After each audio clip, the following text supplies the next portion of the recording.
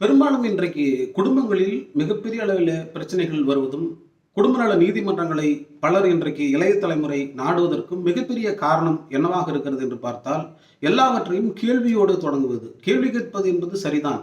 ஒருவரை ஒருவர் கேள்வி கேட்டுக்கொள்வது என்பது ஒரு இயல்பான நடைமுறை. அதுதான் தேவையான ஒன்றாகவும் இருக்கிறது இன்றைய நவீன காலகட்டத்திற்கு. ஆனால் எல்லாவற்றிற்கும் கேள்வியை மட்டுமே கேட்டுக்கொண்டே இருந்தோம் என்று சொன்னால், யாரும் பதில் தருவதற்கு தயாராகவில்லை என்று சொன்னால், அந்த குடும்பத்தில் ஏற்படுகிற சிக்கல் தான் அந்த மனமுறிவு வரை செல்கிறது என்பதை நாம் பார்க்க முடிகிறது. பொதுவாக குடும்பம் என்பது விடை சார்ந்து இருக்க வேண்டும். தொழில் என்பது கேள்வி சார்ந்து இருக்க வேண்டும். தொழில் என்பது ஏன் கேள்வி சார்ந்து இருக்க வேண்டும் என்று சொன்னால், நாம் ஒரு நிறுவனத்தை தொடங்குகிறோம், ஒரு வேலையை செய்கிறோம்.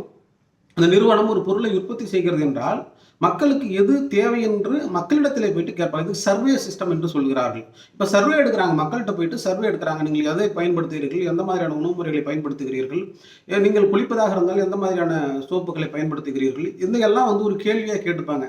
இந்த கேள்வியை கேட்டு கேள்வியிலிருந்து அவர்கள் ஒரு பதிலை தயாரித்து அதன் அடிப்படையிலே ஒரு பொருளை உற்பத்தி செய்து மக்களிடத்திலே கொண்டு செல்கிற பொழுது அந்த நிறுவனம் ஒரு வெற்றியான நிறுவனமாக மாறுகிறது, சக்சஸ்ஃபுல் நிறுவனமாக அது மாறுகிறது.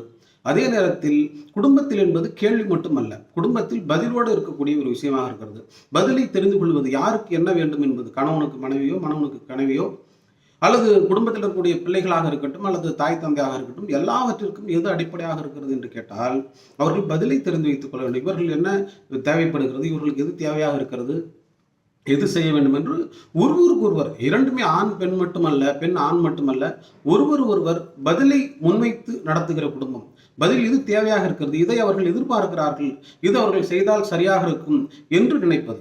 அவர்கள் சொல்வதையெல்லாம் செய்வதல்ல, அதை சொல்வதல்ல நம்முடைய நோக்கம்.